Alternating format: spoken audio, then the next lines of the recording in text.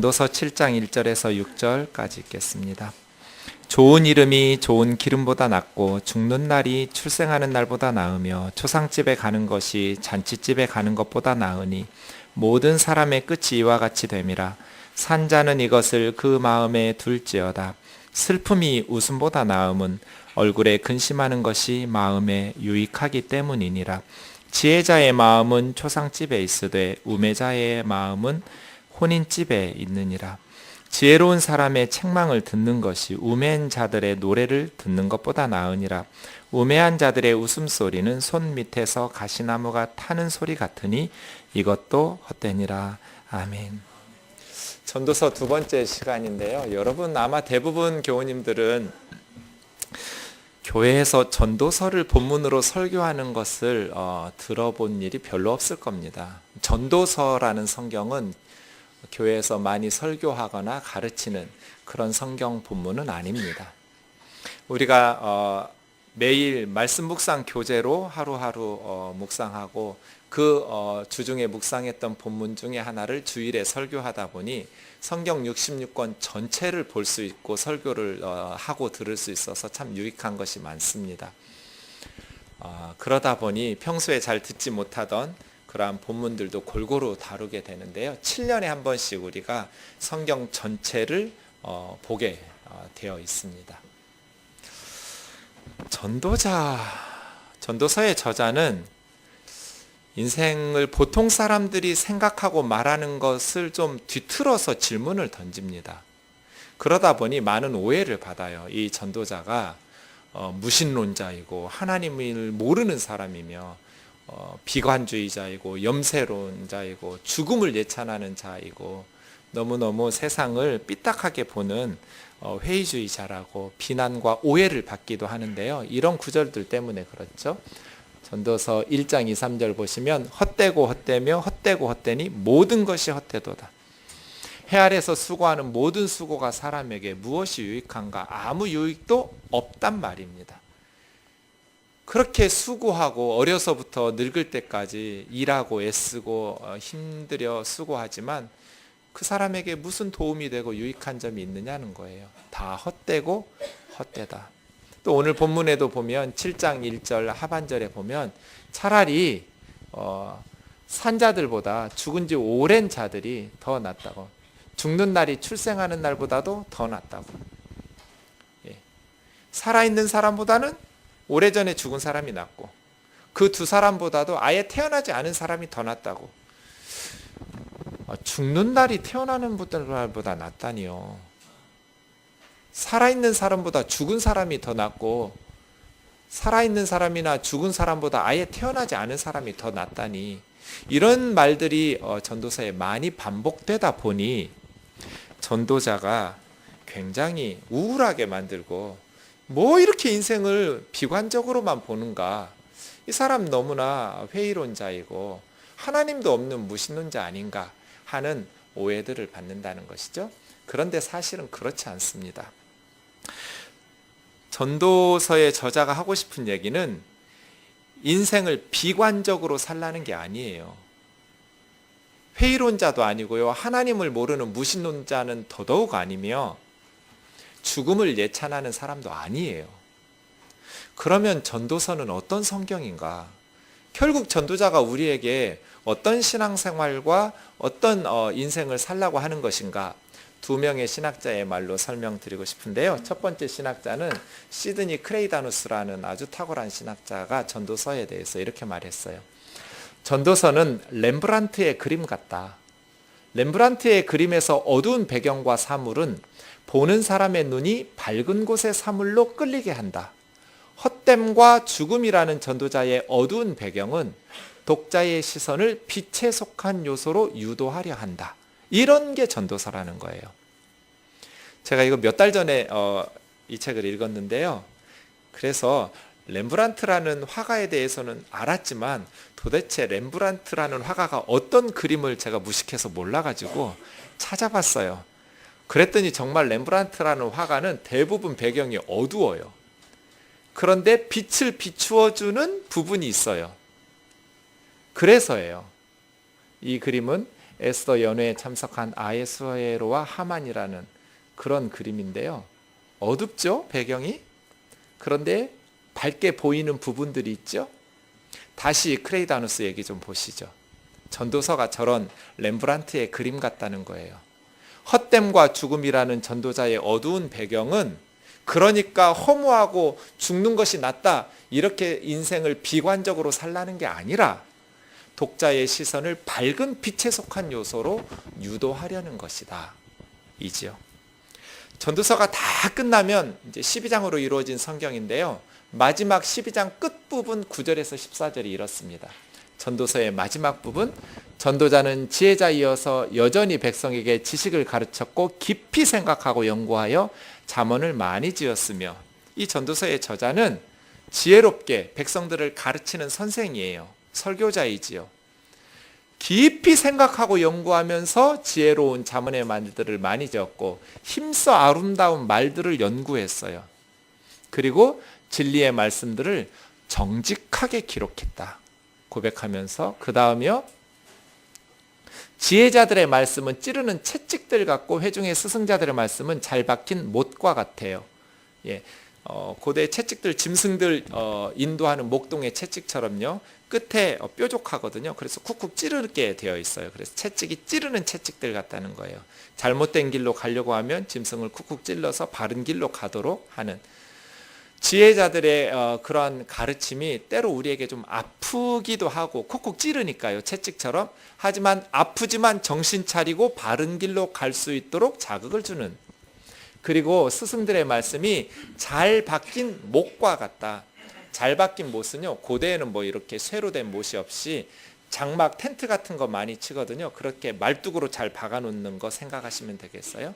텐트를 칠 때 말뚝으로 깊게 잘 박아 놔야 이 텐트가 바람 같은 데 날아가 버리지 않겠죠? 그렇게 스승들의 지혜로운 말씀이 장막과 텐트를 잘 고정시켜주는 말뚝 같아서 우리의 인생을 안정감 있게 살 수 있도록 하는 지혜라는 거죠. 아프기도 하지만 바르게 갈 수 있는 찌르는 채찍 같고, 또 잘 박힌 말뚝 같아서 우리의 삶을 안전하게 살 수 있도록. 그런데 이 모든 지혜와 스승들의 말씀들이 다 한 목자이신 하나님에게서 나오고, 결국 이 목자는 메시아를 지향해요. 구약의 목자는 예수 그리스도죠. 그래서 예수님이 요한복음에서 나는 선한 목자라고 말씀하시는 것이죠. 내 아들아, 진짜 낳은 아들들이기도 하고 제자들에게 아들이라고 부르기도 하고요. 스승이니까 아들에게 혹은 제자들에게 이 지혜의 말씀들, 스승들의 말씀으로 경계를 받아라. 그래서 바르게 살아라, 지혜롭게 살아라 하고 전도서를 쓴 거죠. 많은 책을 짓는 것이 끝이 없어요. 여러분 서점에 가보세요. 그렇게 많은 책들이 있는데도 불구하고 계속 쏟아져 나와요. 책을 만드는 것은 끝이 없고, 많이 공부하는 것은 몸을 피곤하게 해요. 공부 많이 하면 결국 피곤해요. 공부를 하라는 말인지 말라는 말인지 알 수가 없어요. 어쨌든 그렇다는 거예요. 뭐 인생이 그렇다 하는 것이죠. 그래서 마지막이요, 우리 13절 14절 같이 읽겠습니다. 시작.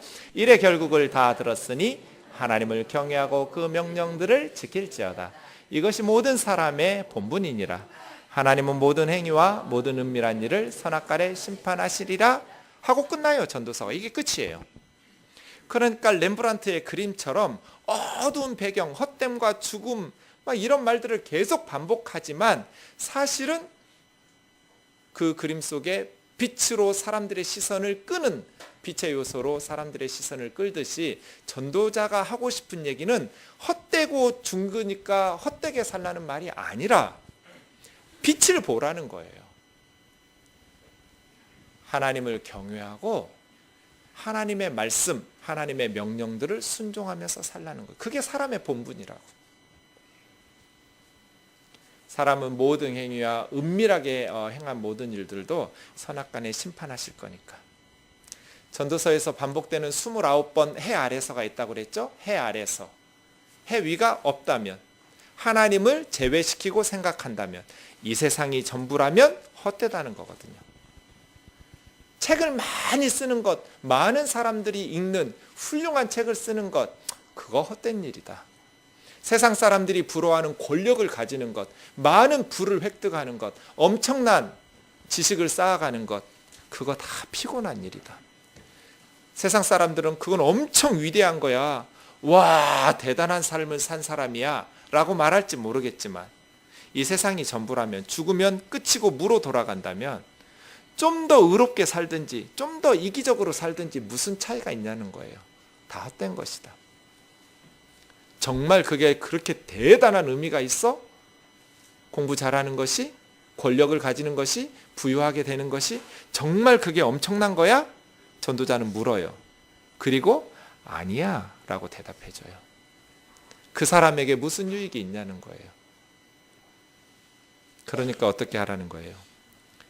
이 세상에 우리의 삶이 엄청난 의미가 있어서가 아니라, 어차피 동물들처럼 사람들도 때가 되면 죽는데, 죽고 나면 후대의 사람들은 내가 살았다라는 것 기억도 못해요. 누가 왔다 갔는지 알지도 못해요. 흔적도 안 남아요. 이 세상 사람들이 내가 오늘 좀 더 착한 마음으로 열심히 살았는지, 아니면 게으르고 악하고 이기적으로 살았는지 관심도 없어요. 우리 식구들도 몰라요. 신문에 한 줄도 안 나와요. 그러니까 허무하니까 대충 살라는 게 아니라, 그러니까 해를 뚫으라는 말이에요. 해 위의 관점으로 우리의 이 땅에서의 삶을 의미 부여하면서 값지게 살아가라는 거예요. 하나님이 계시지 않는다면 우리의 삶은 아무리 위대한 업적과 성취를 남긴다 해도 헛되다. 그게 무슨 의미가 있냐? 피곤할 뿐.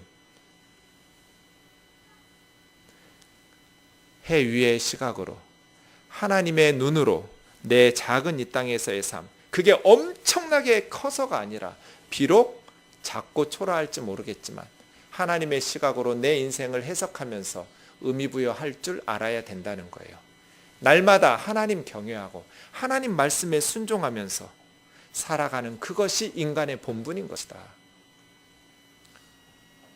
전도서의 주제가 이러한 것이라는 거죠. 한 사람 더 보겠습니다. 리랜드 라이큰이라는 사람이 한 말인데요. 전도서는 성경에서 가장 현대적인 성경이다.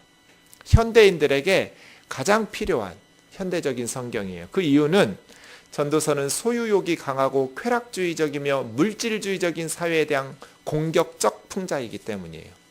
그런데 그 어느 시대보다 우리 현대 시대가 소유욕이 강하고 쾌락주의적이고 물질주의적인 사회예요.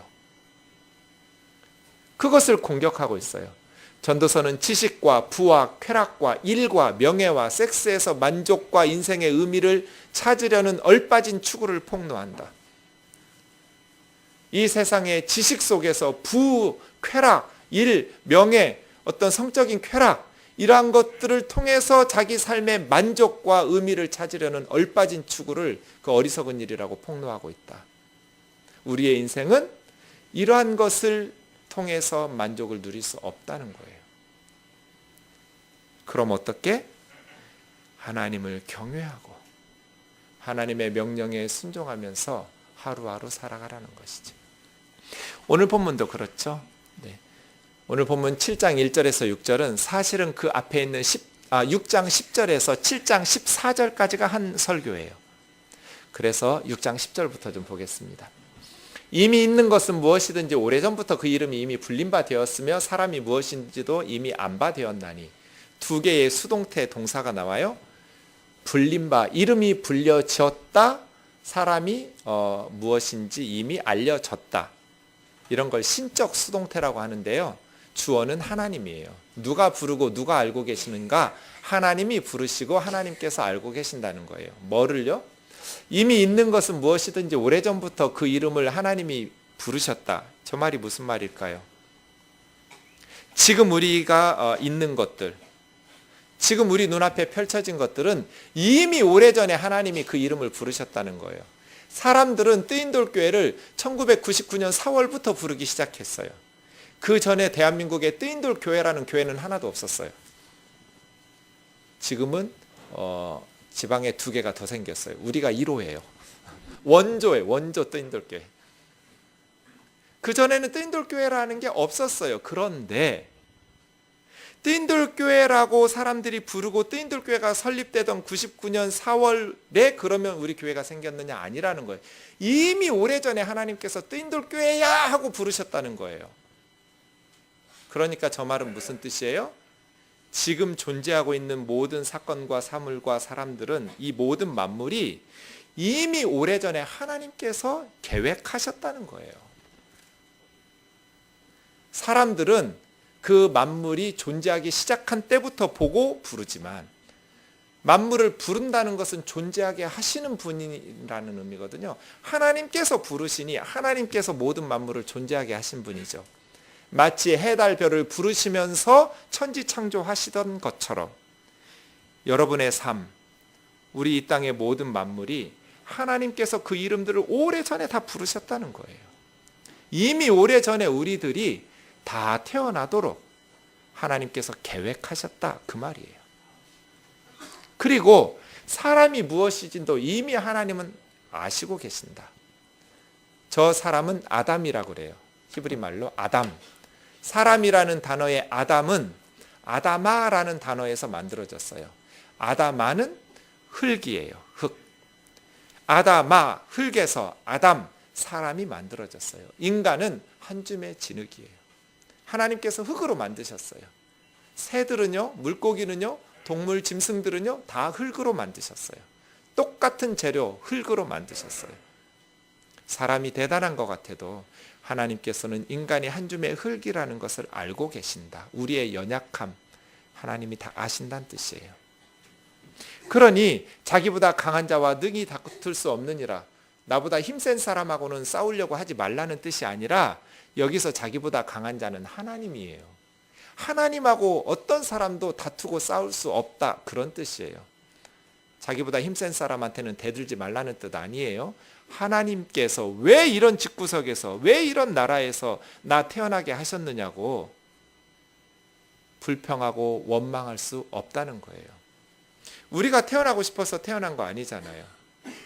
지난주에 말씀 우리가 함께 묵상한 것처럼 하나님께서 택하셔서 날 때가 있고 죽을 때가 있고, 그렇죠? 내가 이러한 시기에 이러한 집에서 태어나고 싶어서 태어난 사람은 한 사람도 없어요. 부모님이 좀 모자르면 어떻게 생각하면 돼요?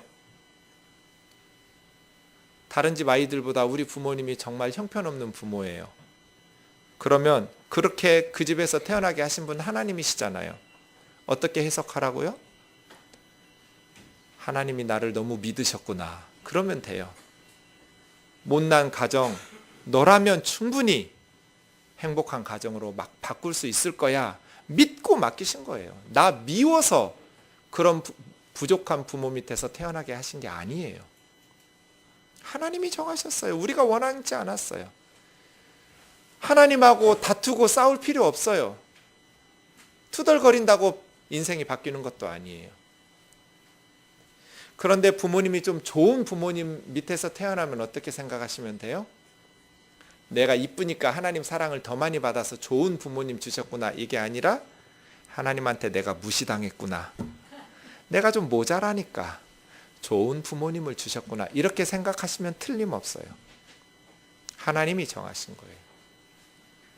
강한 자와 누가 다투고 싸울 수 있냐는 거예요. 헛된 것을 더하게 하는 많은 일들이 있나니 그것이 사람에게 무슨 유익이 있으랴.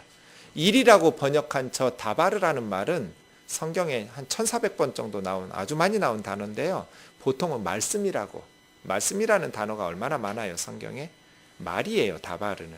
근데 일, 사건으로 해석할 수도 있는데 성경 원어의 단어가 한글로 번역할 때 두 개 다 뜻을 써줄 수는 없잖아요. 그 중에 하나만 선택해서 번역하거든요.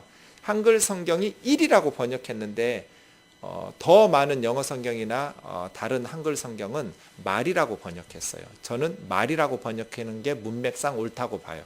왜냐하면 문맥상 하나님께서 이미 오래전부터 예정하셔서 우리가 태어나고, 또 하나님께서 우리에게 한 줌의 흙으로 만드셔서 연약함도 아시고, 그렇다고 해서 하나님에게 투덜거리면서 하나님과 다툴 수 있느냐? 없다. 하나님한테 불평하고 원망하는 많은 말들이 다 헛되고 아무 유익이 없다. 일보다는 말이 좋겠죠. 아무리 많은 말로 하나님에게 투덜거려도 너희 인생에 도움 안 된다. 무익하다.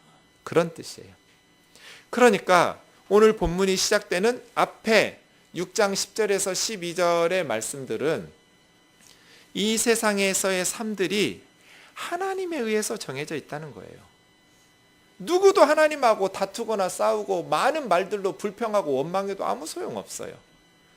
그러니 어쨌다는 거예요? 그 다음 12절이요. 마지막 헛된 생명의 모든 날을 그림자처럼 우리가 보내는데 그림자는 실체가 없잖아요. 우리가 왔다 갔는데 무슨 흔적이 별로 안 남아요. 그림자가 왔다 간 것 같아요. 이 세상에 사는 인생이. 헛된 생명의 날들이에요. 그 일평생들이 사람에게. 그러면서 두 가지 질문을 던져요. 무엇이 낙인지 어떻게 아냐? 낙이라고 번역된 저 단어 토브라는 말도 많이 번역되는 단어인데요. 이 토브라는 말은 보통은 선하다, 착하다예요. 그런데 즐겁다. 그래서 여기는 낙이라고 번역했어요.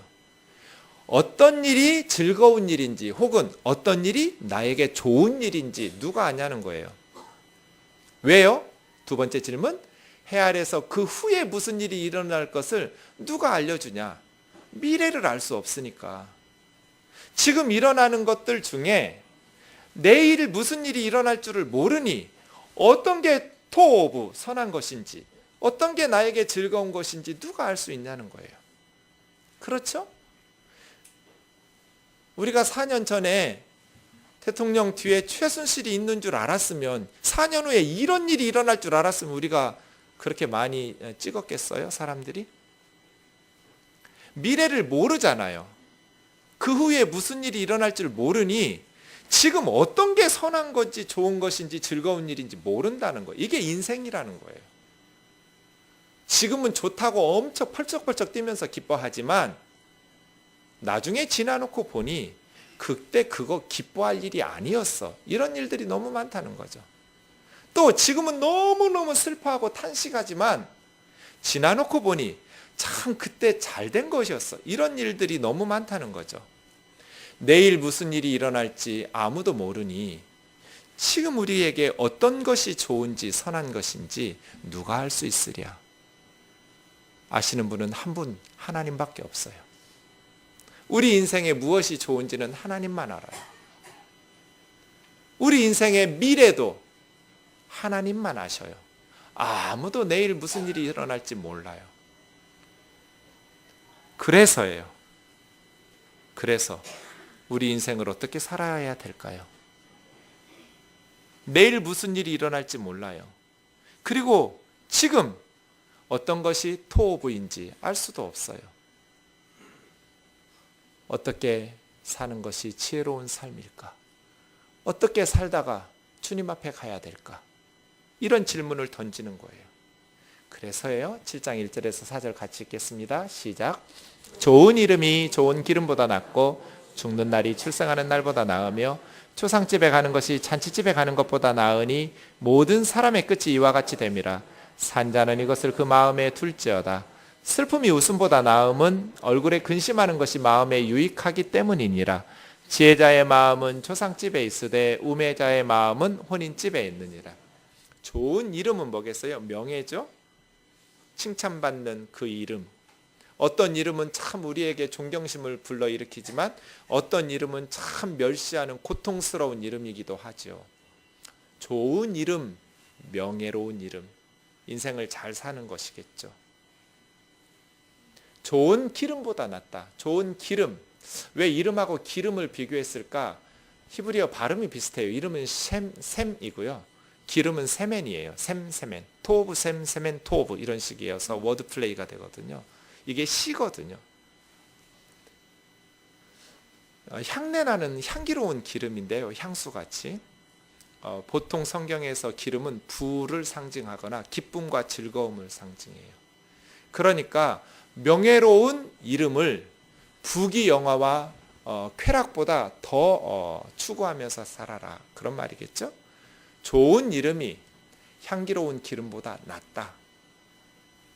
사람들로부터 칭찬받는 명예로운 이름을 가지고 사는 것이 값비싼 향수 뿌리고 명품을 걸치고 다니는 것보다 나은 거라는 거예요. 근데 그 다음은 좀 이상해요. 죽는 날이 태어나는 날보다 낫다. 왜 죽는 날이 생일날보다 더 나아요? 전도서에서 앞에서 쭉 얘기한 내용들이 있었어요. 전도서에 전제가 있어요. 해 아래서 일어나는 일들을 주의 깊게 관찰해 보니 가장 정의로워야 될 곳이 어디예요? 이 세상에서 가장 정직해야 될 곳, 재판하는 법정이죠. 가장 정직하고 정의로워야 될 법정도 악이 있다는 걸 보았어요.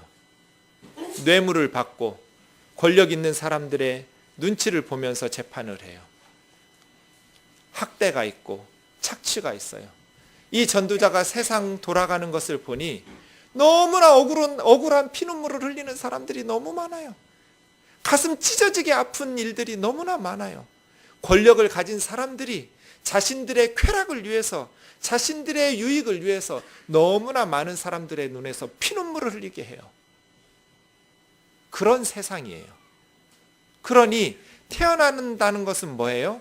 이제 그런 학대를 받기 시작하면서 억울한 세상을 보기 시작하는 날이 태어나는 날이고, 죽는 날은 그 모든 억울한 학대와 피눈물 나는 것을 이제 더 이상 보지 않아도 되는 날이기 때문에, 그리고 이스라엘 백성들은 천국에 간다고 믿었으니까 하나님께서 그 모든 고통을 쉬게 하는 죽는 날이 훨씬 태어나는 날보다 낫다는 거예요. 아까 우리가 좀 전에 4장에서 보았듯이 이 세상이 악하니까, 이 세상에 억울한 학대들이 너무나 많으니까 수백 명의 아이들이 차가운 물 속에서 죽어가는 그 가슴 찢어지는 고통을 당하기도 하고 눈으로 지켜보면서 살아야 되는 이 세상이기 때문에 죽는 날이 태어나는 날보다 낫고 차라리 태어나지 않는 애들이 더 낫다 라고 말하는 거예요. 초상집에 가는 것이 잔치집에 가는 것보다 낫다. 여러분 장례식장 가고 싶으세요? 결혼식장이나 돌잔치나 이런 잔치집에 가고 싶으세요? 잔치집에 가고 싶죠. 누가 초상집에 가고 싶어요? 그런데 전도자는 초상집 가는 것이 잔치집 가는 것보다 더 낫다. 왜요? 모든 사람의 끝이 이와 같이 됨이라. 왜 초상집에 가는 게 낫냐면, 결국 나도 그렇게 사진 액자 속에 내 사진 들어가고 차가운 냉동실에 있을 때 살아있는 사람들이 와서 장례식을 치러주겠지라는 것을 의식하게 되기 때문이에요. 초상집에 가면 모든 사람이 알고 있지만 외면하고 싶은 현실과 직면하게 돼요. 나에게도 언젠가 이 날이 오겠지. 그래서 살아있는 자기의 하루하루를 더 가볍게 살아야겠다는 것을 깨닫게 돼요. 지혜로운 삶의 출발점이 죽음이라는 것을 의식할 때예요. 내 삶이 영원하지 않고 언젠가 끝이 있구나라는 것을 생각하면, 이제 얼마 남지 않았다는 것을 생각하면 지금 살아가고 있는 하루하루를 더 가볍게 살아야지라는 생각이 들죠. 그래서 모세가 시편 90편 12절에서 우리의 날 계수함을 깨닫게 하셔서 지혜로운 마음을 얻게 하소서 하고 기도하는 것이죠. 내 인생이 얼마 남지 않았다라는 것, 언젠가 나도 저 사람처럼 죽는다는 것을 깨닫고 살아있는 남은 시간을 더 의미 있고 값지게 살아갈 수 있도록 하라는 거예요. 산자는 이것을 마음에 두고 명심하면서 살아가라고. 내 아들아, 내 제자들아, 너희가 지금 어리고 젊지만 언젠가 너희에게 이 죽음의 날이 있다는 것을 기억하고 마음에 새기고 지금 사는 하루하루를 하나님 앞에서 섰을 때 부끄럽지 않도록 바르게 살아라. 그래서 초상집 가는 게 더 낫다는 거예요. 슬픔이 웃는 것보다 나음은 얼굴에 근심하는 것이 마음에 유익하기 때문이라. 여러분, 슬픈 게 좋아요? 웃는 게 좋아요?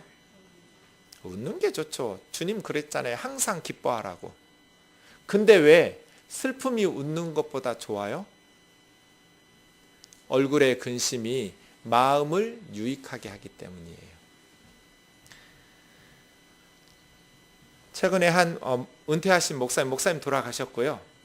사모님은 살아계신데 아드님이 세 분인데 그중에 둘째 아드님이 목회하는 목사님이었는데 교통사고로 돌아가셨어요. 아드님이 교통사고로 돌아가시니까 이 엄미의 마음이 어떠겠어요? 갈기갈기 찢어지겠죠. 그런데 장례식장에서 눈물을 한 방울도 흘리지 않고 그냥 태연하게 장례식을 치렀어요. 그래서 훌륭한 믿음이라고 칭찬받았어요. 근데 저 생각은 달라요. 아들이 죽었는데 어미가 통곡하고 탄식하지 않는다는 것은 그건 혼이 비정상이에요. 가슴 찢어지게 아픈 것은 그렇게 천국에 갔으니까 믿음으로 웃을 필요 없어요. 슬픔이 웃음보다 나은 이유는 그 슬픔의 탄식을 통해서 마음을 건강하게 할 수 있기 때문이에요. 예전에 어느 집사님이 결혼이 10년이 넘었는데 한 번도 남편하고 싸운 적이 없다 하셔서 캠프 모임에서 그러시길래 끝나고 남아 그랬어요. 그래서 제가 물었어요. 정말 한 번도 안 싸웠냐고. 한 번도 안 싸웠대요. 어떻게 그럴 수가 있느냐고. 힘든 적이 정말 남편이 한 번도 힘들게 한 적이 없냐고. 많았다고. 그거 어떻게 안 싸우냐고. 그리스도인 부부가 싸우면 안 되지 않느냐고. 사랑하고 용서하고 그게 모범이 돼야 될 부부가 크리스찬 가정 아니냐고. 그래서 제가 그러면 둘 중에 하나가 화병이 들었을 거라고. 근데 남편이 아니라 당신이 화병이 들었을 거라고. 마음이 병들었을 거라고. 앞으로는 참지 말라고. 아니 원수까지 사랑해야 되는데 남편이 힘들게 한다고 그렇게 싸우고 소리 질러도 되냐고. 된다고. 내가 책임질 테니까 참지 말라고. 제가 그렇게 가르치고 그 다음부터 에브리데이 싸웠어요. 10년 동안 쌓인 것을 쏟아내기 시작했어요. 남편이 찾아왔어요. 목사님이 왜 싸우라고 그랬냐고. 내가 그랬다고. 왜 그러셨냐고.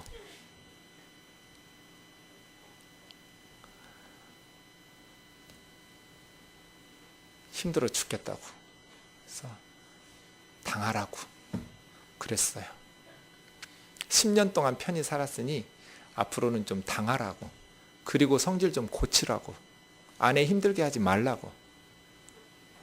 그리스도인들 부부가 마치 쇼 윈도우에 남들 보니까 경건하고 거룩하고 사랑이 넘치고 이런 식으로 위선적으로 살지 않아도 된다고. 때로는 얼굴의 근심과 슬픔이 웃음보다 나아요. 힘든데도 억지로 웃을 필요 없어요. 아프면 엉엉 울어도 돼요. 믿음이 있으니까 알죠? 목사인 우리 아들 천국 간 거 믿어요. 믿지만 어미의 가슴은 찢어지니까 우는 거예요. 그거 믿음 없어서 우는 거 아니에요. 그걸 억지로 참으면 마음에 유익이 하나도 없어요. 병들어요. 여러분 장례식장에 가서 엉엉 운다고 그래서 저 사람 믿음도 없나 봐. 그렇게 정죄하지 마세요. 천국에 간 거 믿지만 인간이니까. 믿음의 조상이 누구예요? 아브라함이에요. 믿음의 조상 아브라함이 아내 사라 죽었을 때 어떻게 했어요? 애통하고 슬퍼했다고 그랬어요. 그 말은요, 막 옷 찢고 머리 쥐어뜯고 그렇게 막 땅바닥 치면서 울고 탄식하는 그런 단어예요. 이렇게 크게 슬픔을 표현하는 성경 구절이 별로 없어요. 아브라함이 믿음이 없었어요? 사라가 천국 간 걸 안 믿어서 이렇게 슬퍼하고 애통했어요? 아니요. 내 아내 천국 간 거 믿어요. 하지만 인간이니까 사람에 대한 예의잖아요. 가슴이 찢어지게 아프고 슬프니까 탄식하고 우는 거죠. 그게 왜 믿음 없다고 정죄받아야 될 일이에요? 한국 교회는 왠지 장례식장에 가면 울으면 안 되고 슬퍼하면 안 되고 천국에 있는데 믿음 없는, 아니에요. 믿음 있지만 아프고 슬퍼요. 슬픔이 웃음보다 나을 때가 있어요. 괜찮아요. 그리고 나서 열심히 싸우더니 그 부부는 정말 관계가 발전했어요. 마음에 쌓인 것들이 없으니까요. 말하기 시작하니까 서로 맞춰가기를 결혼이 10년이 훨씬 지난 다음부터 팀워크가 맞기 시작한 거예요. 한쪽이 참으면 겉으로는 평화가 유지될지 모르겠지만 그건 진정한 관계가 아니에요. 슬픔이 웃음보다 나아요. 때로는 그래요. 그래서 마음이 건강해지기 때문이죠. 지혜자의 마음은 초상집에 가 있어요. 왜냐하면 나도 언젠가 죽는다는 것을 의식하기 때문에 이 땅에서의 삶을 더 지혜롭게 바르게 살 수 있기 때문이죠. 그러나 어리석은 사람의 마음은 혼인집에, 잔치집에 가 있어요. 여러분 지혜자예요? 우매자예요? 거짓말하지 마세요. 대부분 우매자예요. 왠지 혼인집 생각하고 죽는다는 거 생각하면 우울해지니까 회피하고 외면해요. 알면서도. 그리고 혼인집에 항상 관심이 많아요. 친구들만 뭐 재밌는 거 없냐? 요즘 무슨 드라마가 재밌냐? 어느 집이 맛있냐? 다 혼인집에 생각이 가 있어요. 뭐가 재밌을까? 뭐가 즐거울까? 그렇게 살지 않나요? 지혜자의 마음은 초상집에 가 있고 내가 언젠가 주님 앞에 가는구나. 어떻게 살아야 될까? 어리석은 우매자의 마음은 잔치집에 가 있다. 뭐 재밌는 거 없을까? 이지요. 그래서예요. 그 다음 5절이요. 같이요. 시작. 지혜로운 사람의 책망을 듣는 것이 우매한 자들의 노래를 듣는 것보다 나으니라. 우매한 자들의 웃음소리는 손 밑에 가시나무 타는 소리 같으니 이것도 헛되니라. 지혜로운 사람의 책망을 듣는 것이 어리석은 사람의 노래 듣는 것보다 나아요. 어리석은 사람의 노래가 어리석을 뿐이죠. 노래 듣는 게 나쁘다는 게 아니라 어리석은 사람의 노래는 어리석은 노래밖에 안 될 거예요. 책망보다 노래가 좋죠. 그러나 지혜로운 사람의 책망은 우리의 인생을 아프게 할지 모르겠지만 정말 유익하고 도움이 되기 때문에 어리석은 자의 노래, 즐거운 노래 듣는 것보다 낫다는 거예요. 우매한 자들의 웃음소리는 손 밑에서 타는 가시나무 타는 소리 같다. 고대 가시나무는요, 가장 빨리 불 붙었다가 가장 빨리 꺼지는 나무예요. 가시나무가 그렇죠. 확 타올랐다가 푹 꺼져버리니까 솥단지에 별 도움이 안 돼요. 진득하니 오래 따는 장작이 손 밑에 도움이 되잖아요. 가시나무 타는 소리같이 타닥타닥 요란한 소리는 나지만 별로 소용이 없는 것처럼 어리석은 사람들의 웃음소리, 세상에서 어리석은 사람들이 굉장히 좋아하면서 기뻐 날뛰는 거, 그거 솥단지 밑에 가시나무 타는 소리 같다고 생각하시면 돼요. 별거 아니에요. 지혜로운 게 아니에요. 지혜로운 사람은 책망을 들을 거예요. 그래서 자신의 삶을 더 값지게 살려고 할 거예요. 그러한 지혜로운 자들 되기를 주의 이름으로 축원합니다. 그 다음이요. 7절. 탐욕이 지혜자를 우매하게 하고 뇌물이 그 사람의 명철을 망하게 한다. 지혜롭고 명철한 사람이었는데 탐욕과 뇌물이 어리석게 만들어버려요. 뇌물을 받다 보면, 탐욕을 내서 남의 것을 착취하고 빼앗다 보면 점점 바보가 돼요.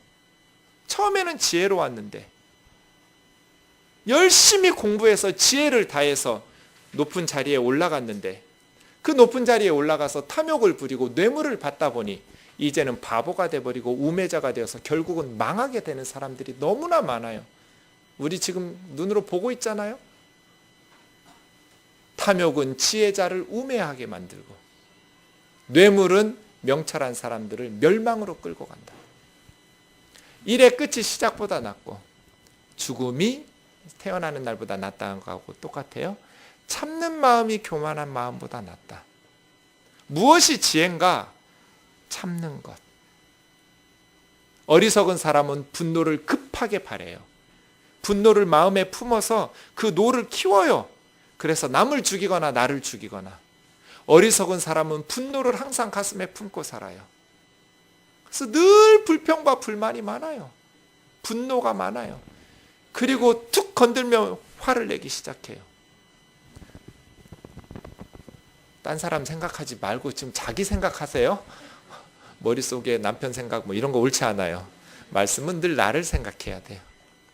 우매자는 마음속에 항상 분을 품고 있어서 살짝만 자극을 줘도 급하게 분을 쏟아내요.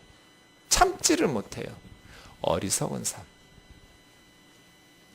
참는 마음이 교만하고 급하게 분노하는 마음보다, 근데 왜 급하게 분노하냐면 교만해서 그래요. 자기만 잘났고 남들을 비난하면서 분노하는 거거든요.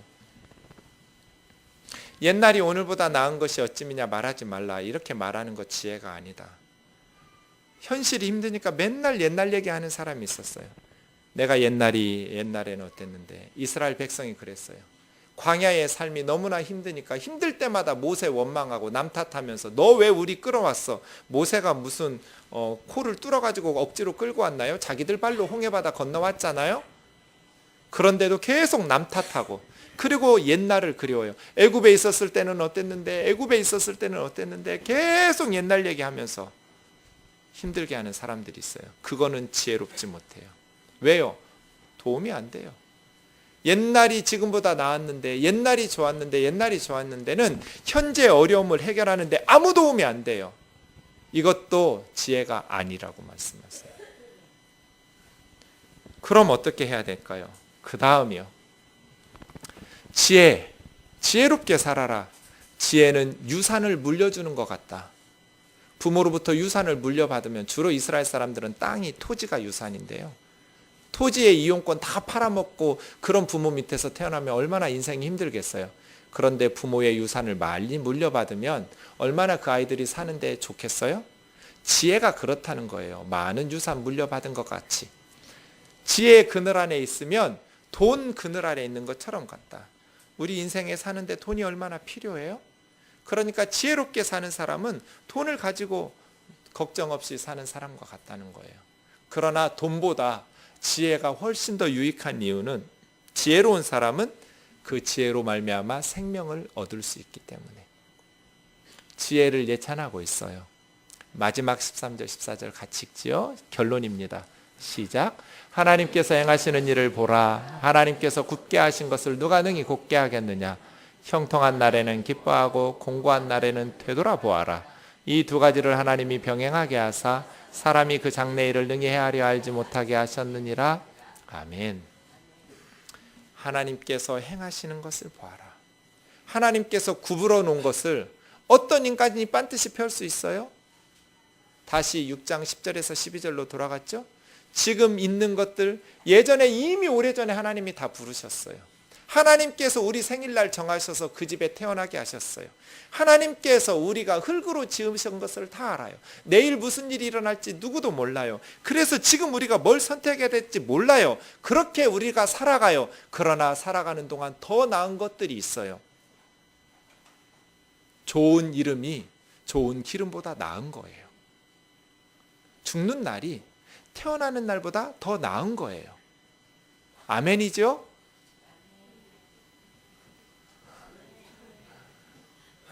이 세상이 뭐가 좋아요? 죽는 날 우리가 천국의 문을, 죽음의 문을 열고 천국에 가는 날이 좋은 날이에요. 우리 권사님들 걱정하지 마세요. 내가 책임지고 장례식을 잘 치러 드릴 테니까. 그 다음 모든 세상의 수고 끝나고 더 이상 가슴 아픈 일 볼 일도 없고 억울한 일 당할 일도 없는 주님 품의 천국에서, 주 안에서 예수 믿는 성도들에게는 죽는 날이 태어나는 날보다 복된 날이에요. 초상집 가는 것이 잔치집 가는 것보다 더 나은 거예요. 왜냐하면 우리 모두 언젠가 인생의 끝이 오니까, 그 순간이 오기 때문에 더 지혜롭게 살아갈 수 있도록 만들어주기 때문이에요. 지혜로운 사람은 초상집에 마음이 있고, 어리석은 사람은 혼인집, 잔치집에 마음이 있어요. 지혜로운 것이 얼마나 유익하냔 말이에요. 돈이 많은 것처럼 든든하게 살게 해요. 생명의 길을 얻게 해요. 많은 유산 물려받은 것처럼 지혜롭게 사는 것이 유익하고 도움이 돼요. 그러니까 어떻게 살라는 거예요? 형통한 날에는 기뻐하고, 힘들고 악한 날, 곤고한 날에는 되돌아보라. 저 되돌아보라는 말이 라, 씨예요. 영어로 씨, 보는 거. 보아라. 뭐를? 곤고함을. 그래서 깊이 생각해서 더 지혜롭게 살아라. 내일 무슨 일이 일어날지 몰라요. 하지만 불안할 필요 없어요. 둘 중 하나일 거예요. 형통 아니면 곤고일 거예요. 내일 우리 삶이 형통하면 어떻게 하면 돼요? 주님의 은혜 안에서 기뻐하면 돼요. 형통한 일이 있는데도 지금은 형통하지만 내일 또 공고하고 불행한 일 생기면 어떡하지? 이거 걱정하면서 이걸 즐기지 못하는 거 어리석은 거예요. 그냥 형통한 일 주셨으면 마음껏 기뻐하세요. 공고한 날이 왔어요. 그럼 어떻게 하면 돼요? 잠잠히 생각하면 돼요. 아프면 어떻게 하라고요? 우세요. 슬픔이 웃음보다 나아요. 그게 마음에 유익해요. 아플 때는 울어야죠. 믿음이 없어서 우는 거 아니에요. 하나님이 나를 지키시고 하나님이 나의 주인이신 것, 나를 도우실 것 믿지만 당장 아프니까 우는 거예요. 시간이 필요해요. 공고한 날에는 지혜롭게 생각해요. 그렇게 바라보면서 더 지혜롭게. 제가 수없이 망하는 실패의 경험이 없었다면 지금보다도 훨씬 더 어리석게 살았을 거예요. 제 머리에 똥만 가득 찼을 거예요. 그나마 주님께서 쓰실 만한 것이 조금이라도 있었다면 실패를 많이 경험해 봤기 때문이에요. 끝없이 넘어지고 자빠져 봤기 때문이에요. 그러니까 지혜로워지더라고요. 형통할 때에는 기뻐하면 돼요. 힘들고 어렵고 공고할 때에는 생각하면 돼요. 우리 인생에 형통만 오는 것도 없고 사람도 없고요. 곤고만 이어지는 사람도 없어요. 형통과 곤고가 병행돼서 하나님이 주셔요. 형통한 순간에 기쁨을 누리다가도 어느 순간 생각하지 못했던 어려움이 오고 이제 곤고만 있을 거라고 생각했지만 곤고한 날들을 견디다 보면 어느 순간 또 형통한 날이 와요. 그러니 급하게 노하고 하나님 앞에 성질내고 다투지 말고 참는 마음으로 인내하면서 하나님 앞에서 살라는 거예요. 세상이 이렇잖아요. 내일 무슨 일이 일어날지 모르니 지금 뭐가 좋은지 모르잖아요. 그러면서도 더 나은 것들은 있잖아요. 그러니 어떻게 살라는 거예요? 하나님만 붙들고 살라는 거예요. 우리 삶이 이러하기 때문에 하나님께서 우리를 부르셨고 이 세상에 태어나게 하셨고 하나님께서 다시 우리를 부르실 때까지 하나님이 우리 이름 불러서 세상에 존재하게 되었으니 형통한 날이든 공고한 날이든 하나님만 붙들고 살아라. 이 세상의 사건들에 일희일비 하지 마라. 너무 기뻐 날뛰는 건 어리석은 자의 웃음소리다. 그거 솥단지 밑에서 가시나무 타는 것 같다. 금방 꺼진다. 너무 고통스럽고 아프다고 슬퍼하면 물론 슬플 때는 웃으라고 하지 말고 우는 게 마음에 건강한데 그럼에도 불구하고 그 슬픔 속에서 원망하고 불평하고 포기하고 하나님하고 다투려고 할 것도 없다. 공고한 날에는 깊이 생각하면서 지혜롭게 사는 연료로 삼으면 돼요. 그리고 그 공고함 속에서 더 깊은 영적인 깨달음 가지고 하나님 앞에 더 진한 향기 나는 찬송을 올려버리면 돼요. 제가 예수전도단에서 훈련 받을 때 하루에 2시간씩 청소를 시켰어요. 오후에. 그래서 저는 설교만 안 시키면 뭐든지 오케이거든요. 그 3개월 동안 훈련 동안에 누구도 저한테 설교를 안 시켜서 남들은 일 시킨다고 떼약볕 때 일 시킨다고 투덜투덜 했는데 저는 너무 좋았어요. 일하는 게. 머리 안 쓰고 몸 쓰는 게 너무 좋더라고요. 열심히 일했어요. 몇 주가 지났더니 하나님의 선물이 저에게 배달됐어요. 그 나무가 망고나무인지 몰랐는데요. 제가 청소하는 딱 제 구역에 큰 망고나무가 있었어요. 근데 어느 날 청소하는데 망고가 뚝 익어서 떨어졌어요. 봤더니 망고예요. 얼마나 진한 향기가 나는지. 그 다음부터 제가 날마다 하나님을 시험했어요. 망고 먹고 싶어요. 저 사랑하시면 망고 좀 주세요. 뚝 떨어져요. 주님, 제 아내도 있잖아요. 하나 더 떨어져요. 이렇게 제가 엄청 죄를 많이 지으면서 망고 때문에 망고가 얼마나 맛있던지 그래서 제가 망고를 엄청 잘 먹었어요. 사람들이 막 올라갔어요. 망고나무에. 저는 한 번도 올라간 적이 없어요. 기도만 하면 돼요. 망고 먹고 싶어요. 뚝. 진짜예요. 이거 아멘 할 건 아닌데. 못된 짓이에요. 아주 유치하게 어리광을 부려봤어요. 하나님한테. 저 망고 먹고 싶어요 하면 떨어져요. 진짜 어김없이 떨어져요. 한 번도 안 떨어진 적이 없어요. 근데 그 말 안 하면 그날은 하나도 안 떨어져요. 근데요, 망고가 익어서 떨어지면 밑에 돌들이 있었거든요. 깨져요. 그래서 즙이 나와요. 그런데 그 망고의 단 향기가 얼마나 진한지 몰라요. 그래서 제가 하나님 앞에 찬송을 했어요. 하나님, 인생이 이런 거군요. 그냥 망고는 냄새가 잘 안 나요. 깨지지 않은 거는. 근데 깨지고 난 망고 속에서는 엄청 진한 향기가 나요.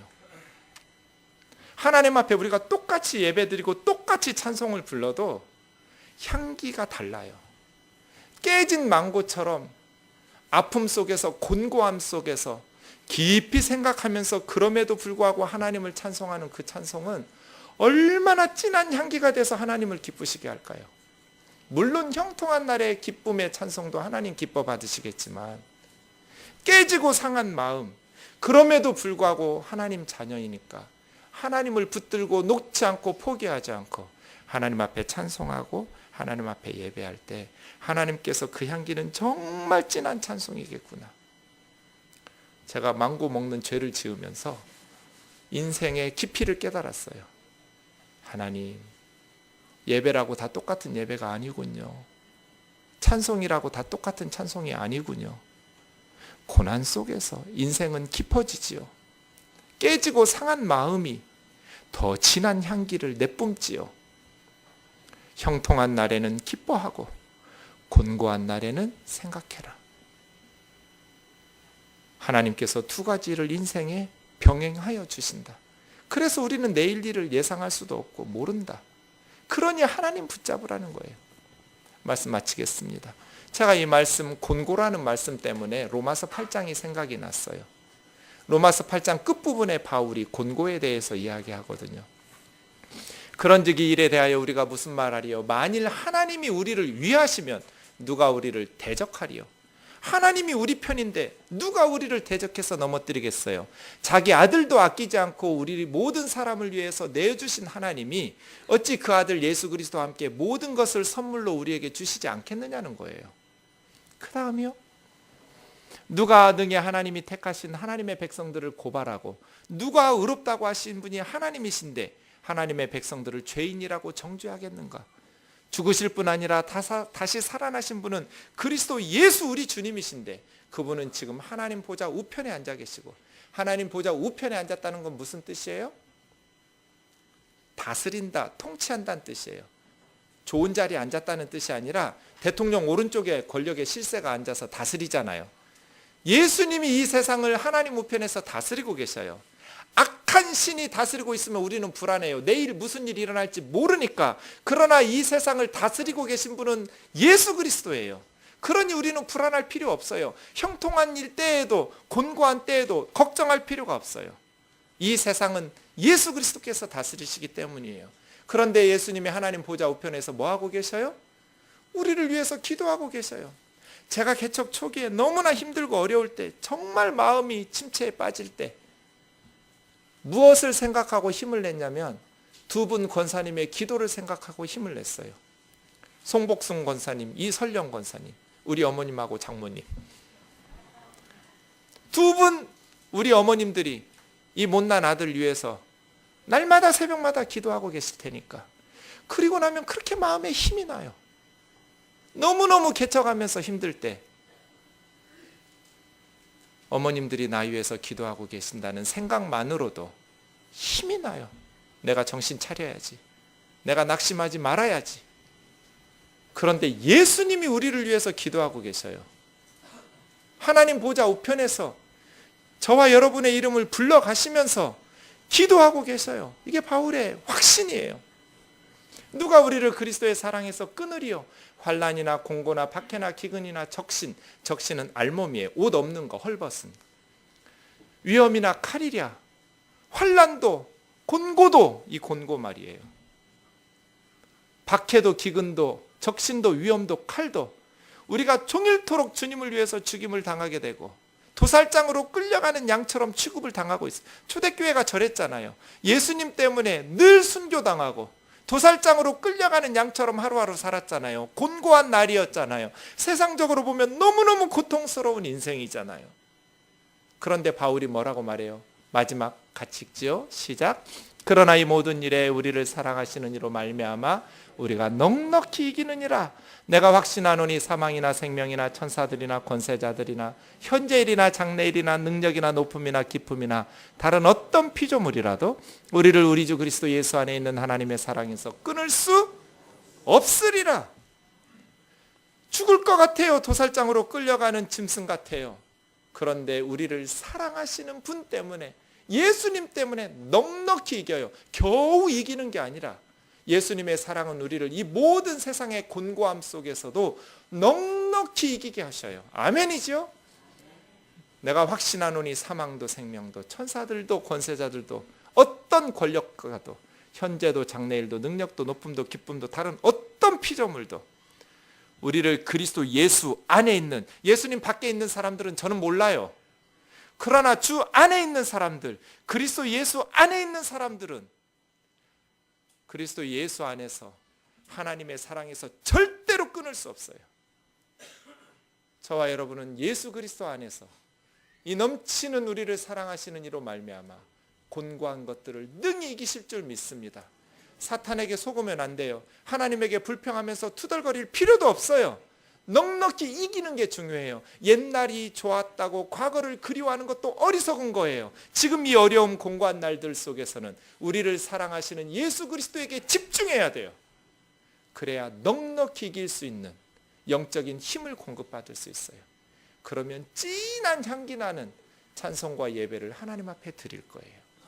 형통한 날에는 기뻐하고 공고한 날에는 주님을 바라보고 이 공고함들을 주의 깊게 관찰하고 살피면서 지혜로워져야 돼요. 더 지혜롭게. 그렇게 살아가는 저와 여러분 되기를 주의 이름으로 축원합니다. 우리 찬양합니다.